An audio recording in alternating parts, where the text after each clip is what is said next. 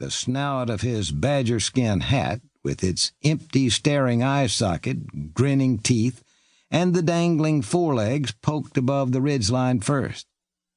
Kit squinted hard against the morning sun, his sharp blue eyes shifting slowly across the open landscape beyond. Far to the north, the valley shouldered up against pine-covered slopes that swung east and disappeared in the purple haze of vast distances. To the west and south of him rose the dark bulk of the Rocky Mountains.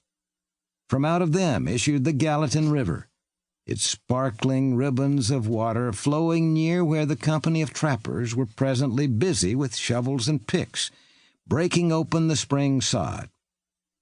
Kit's view shifted back to the north and lingered at the base of the trees where long shadows still stretched out, waiting for the morning sun to climb higher in the sky and nibble away at them. The hairs at the nape of his neck tingled. They were out there somewhere. The Indians were out there. On and off for the last 3 days he had seen them, always far off but always there. He'd never gotten close enough to count their numbers, but Kit estimated the size of the party to be around 40 strong.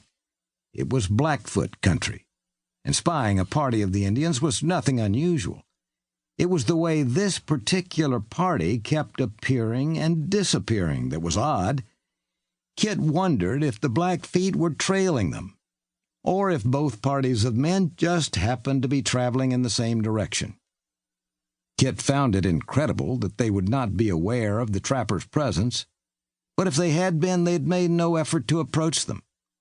Just the same, like a shadow, they were always there, distant, but there.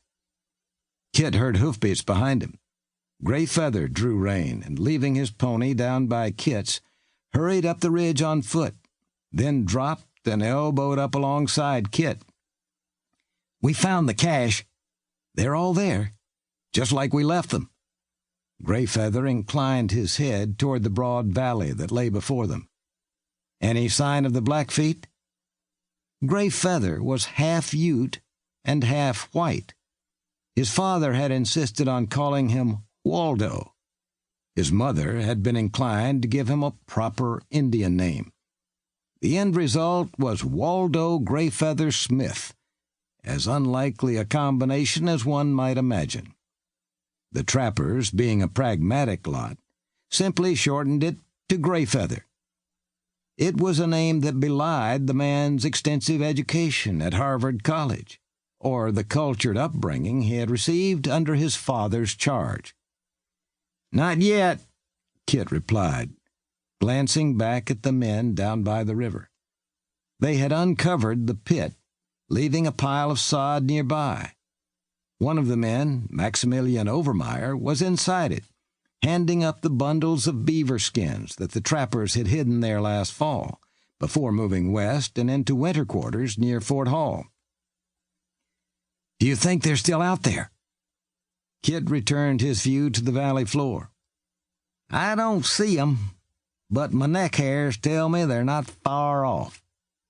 "It's unlikely they'll try to do anything, not with there being 32 of us." "No, they won't try our strength right yet," Kit allowed thoughtfully. "But once we split up, we might have us a tussle. We'll have to keep the eyes in the back of our heads wide open. I'll be right pleased when we join up with Bridger and the others at Horse Creek." Kit looked over and grinned. "This child is going to kick up his heels and have himself a real good time at Rendezvous this year." Gray Feather shook his head and merely smiled. "What?" Kit asked when he saw the Indian's disapproval. "I'll never understand you, or most of the others. You work like jackasses all year, risking life and limb for a handful of gold that you promptly spend." "Well, I reckon we aren't all as frugal as you, my friend." "I like to think that I'm planning for my future, Kit," Gray Feather replied, patting the poke of coins he kept securely tied to his belt in a